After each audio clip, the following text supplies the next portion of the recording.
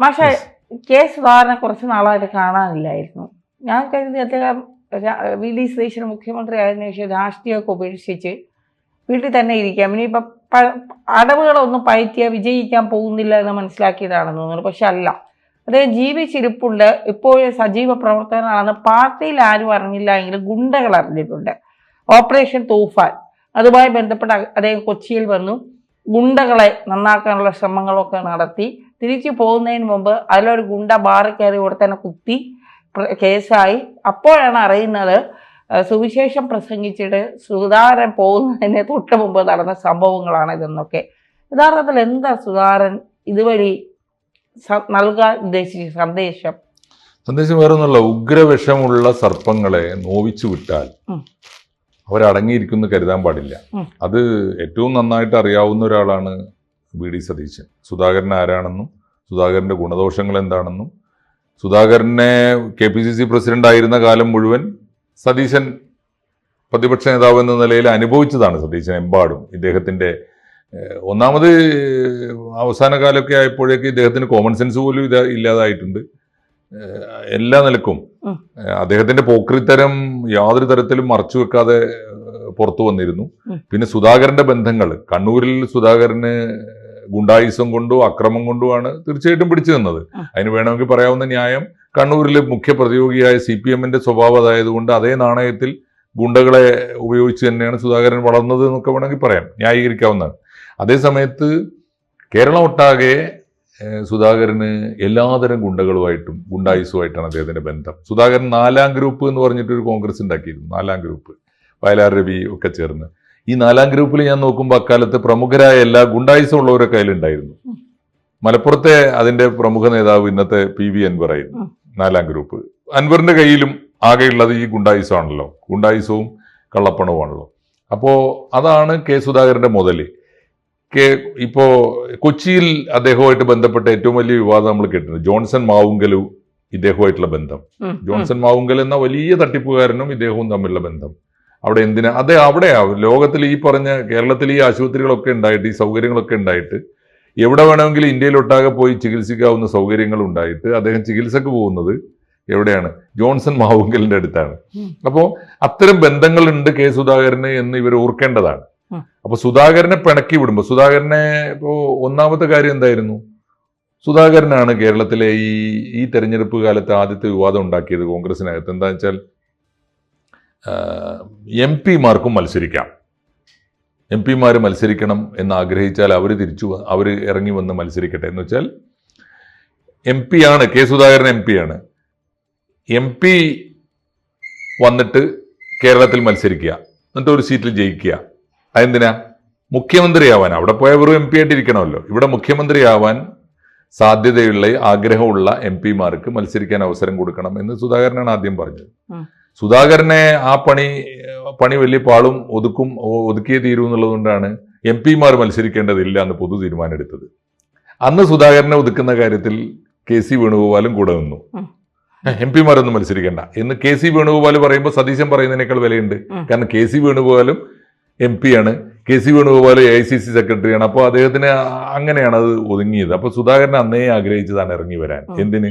സുധാകരൻ ജീവിതത്തിൽ അവശേഷിക്കുന്ന പൂതി വെച്ച ഒരു പോസ്റ്റ്, അദ്ദേഹം MP ആയിട്ടുണ്ട്, ദീർഘകാല MLA ആയിട്ടുണ്ട്, മന്ത്രി ആയിട്ടുണ്ട്, KPCC പ്രസിഡന്റ് ആയിട്ടുണ്ട്. പിന്നെ ഒറ്റ പോസ്റ്റേ ബാക്കിയുള്ളൂ.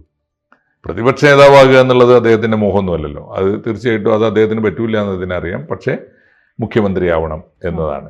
അപ്പോൾ അത് നടന്നില്ല. സുധാകരൻ ഒരു വലിയ ഭീഷണിയാണ് സതീശൻ ഗവൺമെന്റിന്. അപ്പോ സുധാകരൻ ഇപ്പൊ കാണിച്ച പണി എന്താ? പഴയ ബന്ധങ്ങള്.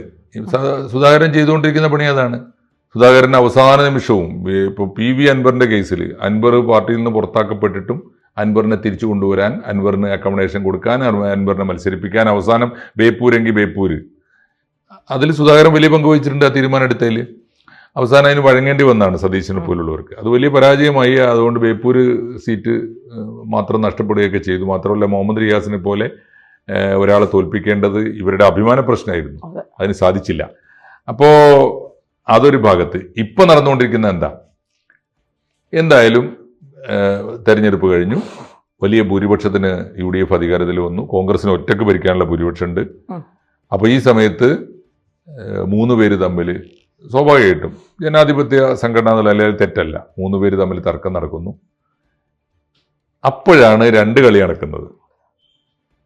എം പിമാർ മത്സരിക്കാൻ പാടില്ല, പക്ഷെ എം പിമാർക്ക് മുഖ്യമന്ത്രിയാവാമെന്ന് വാദമായിട്ട് കെ സി വേണുഗോപാൽ വരുന്നത്.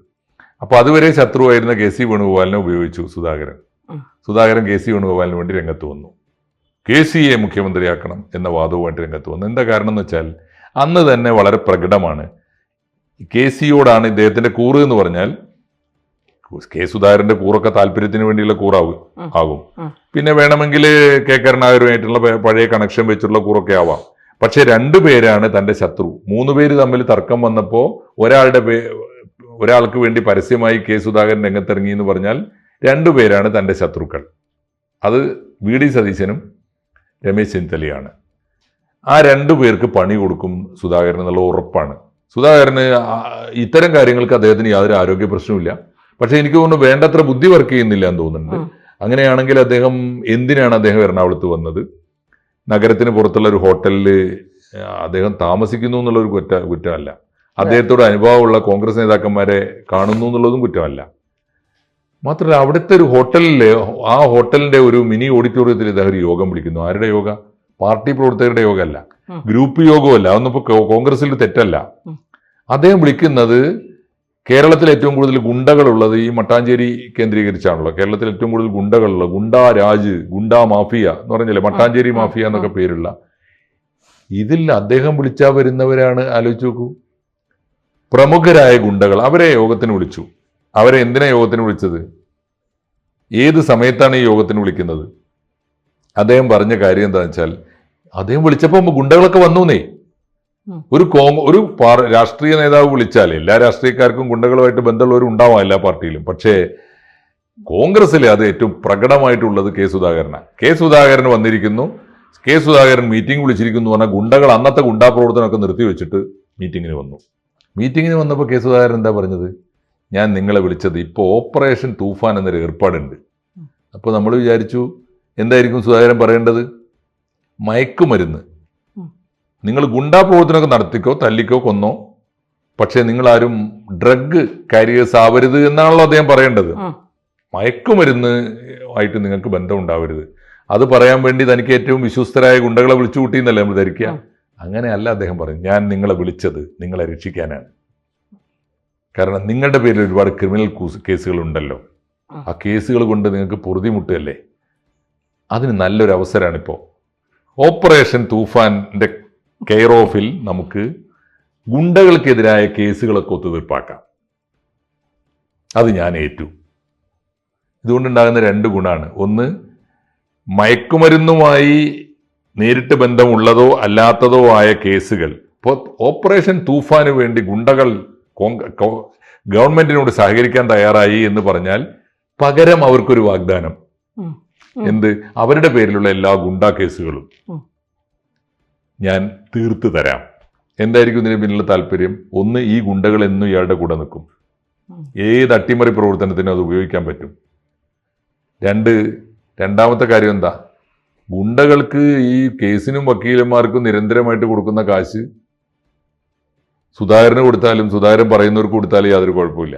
അപ്പൊ ഇതിനകത്ത് പണമുണ്ട്, ഇതിനകത്ത് ഗുണ്ടായുസുണ്ട്, ഇതിനകത്തൊരു മാഫിയ രാഷ്ട്രീയമുണ്ട്.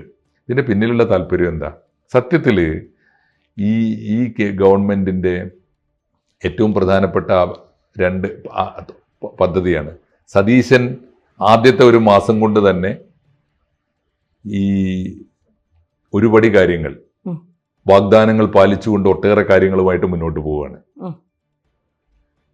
അതിൽ പല മന്ത്രിമാരും ഇപ്പോൾ സതീശന്റെ ഈ വനിതകൾക്ക് സൗജന്യ യാത്ര, 2 ഒട്ടേറെ രാഷ്ട്രീയ നിയമനങ്ങൾ. ഇപ്പോൾ കെ മുരളീധരനൊക്കെ മുൻകൈ എടുത്തിട്ട് കുറേ രാഷ്ട്രീയ നിയമനങ്ങൾ, അതിൽ മുരളീധരനും കുറെ കൂടി മുന്നോട്ട് പോയി, ശക്തമായ നടപടികളുമായിട്ട് മുരളീധരൻ മുന്നോട്ട് പോയി.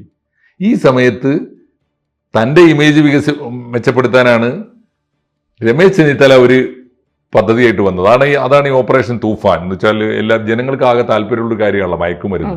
അതിനെതിരായിട്ട് വലിയൊരു ക്യാമ്പയിൻ തുടങ്ങിക്കഴിഞ്ഞാൽ ആളുകളുടെയൊക്കെ പിന്തുണ കിട്ടുമല്ലോ. ആ സമയത്ത് രമേശ് ചെന്നിത്തലക്കും അപ്പോൾ 2 പേർക്കും ഒരുമിച്ച് പണി കൊടുക്കാം. സതീശനും പണി കൊടുക്കാം, രമേശിനും പണി കൊടുക്കാം. എന്താ പണി കൊടുക്കുക? അവർക്ക് അവര് നടത്തിക്കൊണ്ടിരിക്കുന്ന ഈ തൂഫാൻ പരാജയപ്പെടുത്താൻ ആര് മതി? ഈ ഗുണ്ടകൾ വിചാരിച്ചാൽ മതി. ഇനി തൂഫാനോട് ഇവർ സഹകരിക്കണമെങ്കിൽ ഒരു കണ്ടീഷൻ വെക്കണം, അവരുടെ മുഴുവൻ ഗുണ്ടാ കേസുകളും പിൻവലിക്കണം. ഇങ്ങനെ ഗുണ്ടകൾക്ക് വേണ്ടി ഗുണ്ടകളെ കൂടെ നിർത്താനും രമേശ് ചെന്നിത്തലയെയും വി ഡി സതീശനെയും ഭീഷണിപ്പെടുത്തിയിട്ട് നിങ്ങൾ എന്ത് പ്രഖ്യാപിച്ചിട്ടും കാര്യമില്ല, കേരളത്തിലെ ഗുണ്ടകളുടെ നേതാവ് ഞാനാണ്, എൻ്റെ കൂടെയാണ് എന്ന് പ്രഖ്യാപിച്ച് ഒരു ഭീഷണിപ്പെടുത്താനും അതുവഴി കേരളത്തിലെ ക്രമസമാധാനം ആലോചിച്ച് നോക്കൂ. ആഭ്യന്തരമന്ത്രിയാണ് ഒന്ന്, വേറൊന്ന് ഈ ശക്തമായ ഇമേജുമായിട്ട് വന്നു നിൽക്കുന്ന സതീശനാണ്. ഇവർക്ക് രണ്ടുപേർക്കും സമാധാനത്തോടെ ഭരിക്കണമെങ്കിൽ ഈ ഗുണ്ടകൾ തീരുമാനിക്കണം. അവരുടെ നേതാവ് ഞാനാണ് എന്ന് പ്രഖ്യാപിക്കുമ്പോൾ ഒരു വലിയ ഭീഷണി കൂടിയാണ്, രാഷ്ട്രീയമായ ഒരു വലിയ ഭീഷണിയാണ്. അപ്പോൾ ഇതിലിപ്പോൾ സംഭവിച്ചത് എന്താണെന്നറിയോ? ഈ യോഗം കഴിഞ്ഞ് പിരിഞ്ഞു പോരുമ്പോൾ മട്ടാഞ്ചേരി ബാർ കയറി ബാർ കയറിയിട്ട് ചുറ്റിക കൊണ്ട് ഈ മട്ടാഞ്ചേരി ഷാജി എന്ന് പറയുന്ന പ്രമുഖ ഗുണ്ടയും കുറച്ച് ഗുണ്ടകൾ അതിൽ പങ്കെടുത്തവരുടെ പേരൊക്കെ പത്രങ്ങളിൽ ഉണ്ട്. അപ്പോൾ ഈ ഗുണ്ടകളെ ഇവനും മട്ടാഞ്ചേരി ഷാജിയും കൂട്ടുകാരനും കൂടിയിട്ട് അവിടെ മദ്യപിക്കാൻ വന്ന വേറെ ഷമീർ എന്ന് പറയുന്ന ഒരു മനുഷ്യനെ ചുറ്റിക കൊണ്ട് അടിച്ചിട്ട് കൊല്ലുകയാണ്. കൊല്ലാനായിരിക്കണം അടിച്ചത്, പക്ഷേ കൊല്ലപ്പെട്ടില്ല എന്ന് തോന്നുന്നു ഭാഗ്യത്തിന്. അതുകൊണ്ട് വധശ്രമം കേസെടുത്തിട്ടുണ്ട്. ഇപ്പൊ തന്നെ സുധാകരന് പണി തുടങ്ങാനായി. ഗുണ്ടകളുടെ കേസ് ഞാൻ പിൻവലിച്ചു തരാമെന്നാണല്ലോ വാഗ്ദാനം. അതിന് എന്ത് കിട്ടിയിട്ടായാലും ആ വാഗ്ദാനം സുധാകരൻ പാലിച്ചുകൊണ്ടിരിക്കും. ഗുണ്ടകൾ തഴച്ചു വളരും. മയക്കുമരുന്നിന് എന്ത് സംഭവിക്കും എന്നുള്ളത് ഇനി ഗവൺമെന്റ് ആലോചിച്ചാൽ മതി. എന്തായാലും ഇപ്പോൾ ഇതിൽ സുധാകരൻ കാണിച്ച മണ്ടത്തരം എന്താ വെച്ചാൽ, സുധാകരൻ മണ്ടത്തരമല്ല, അങ്ങനെ നടക്കേണ്ടാവുള്ളൂ. കാരണം ഇത് DCC അറിയിച്ചില്ല, എറണാകുളം DCC അറിയിച്ചില്ല. DCC പ്രസിഡന്റ് അറിയാലോ, MLA ആണ് ഷിയാസ്, സതീശന്റെ സ്വന്തം ആളുമാണ്. DCC അറിഞ്ഞിട്ടില്ല, മന്ത്രി അറിഞ്ഞിട്ടില്ല. തൂഫാന്റെ പേരിൽ യോഗം വിളിക്കുമ്പോൾ ഏറ്റവും ചുരുങ്ങിയത് ആഭ്യന്തരമന്ത്രി അറിയണ്ടേ? അറിഞ്ഞിട്ടില്ല. അതാണ് ഇതിന്റെ ഒരു പ്രശ്നം. അതുകൊണ്ട് ഇപ്പം അത് വലിയ ഒച്ചപ്പാടായി. ഒരു പക്ഷേ കെ സുധാകരന്റെ പേരിൽ ഒരു രാഷ്ട്രീയ നടപടി എടുക്കാൻ ഇതുവരെ ഒരു അവസരം കാത്ത് നിൽക്കുന്നുണ്ട് സതീശൻ. അവസരം കിട്ടിയാൽ കളയാനിടയില്ല. ഇനി സുധാകരനെ രക്ഷപ്പെടുത്താൻ KC വേണുഗോപാൽ അരയും തലയും മുറുക്കി ഇറങ്ങുമോ എന്നാണ് ഇനി കാണേണ്ടത്. എന്തായാലും രമേശ് ചെന്നിത്തല കൈ കഴുകിയിരിക്കുന്നു. അങ്ങനെ ഒരു മീറ്റിംഗ് ഗവൺമെന്റ് അറിഞ്ഞിട്ടില്ല, ഡിപ്പാർട്ട്മെന്റ് അറിഞ്ഞിട്ടില്ല, പാർട്ടിയും അറിഞ്ഞിട്ടില്ല. പിന്നെ ആരാണ് മീറ്റിംഗ് വിളിച്ചതെന്ന് അവരോട് പോയി ചോദിക്കൂ എന്നൊക്കെയാണ് ഇന്നലെ രമേശ് ചെന്നിത്തല പറഞ്ഞിട്ടുള്ളത്. എല്ലാവരും ചേർന്ന് സുധാകരനെ ഇപ്പോൾ വളഞ്ഞിട്ട് വെച്ചിരിക്കുകയാണ്. ഗുണ്ടകൾക്ക് രക്ഷിക്കാനാവുമോ, KC വേണുഗോപാലിനെ രക്ഷിക്കാനാവുമോ എന്നുള്ളതാണ് അടുത്ത ചോദ്യം.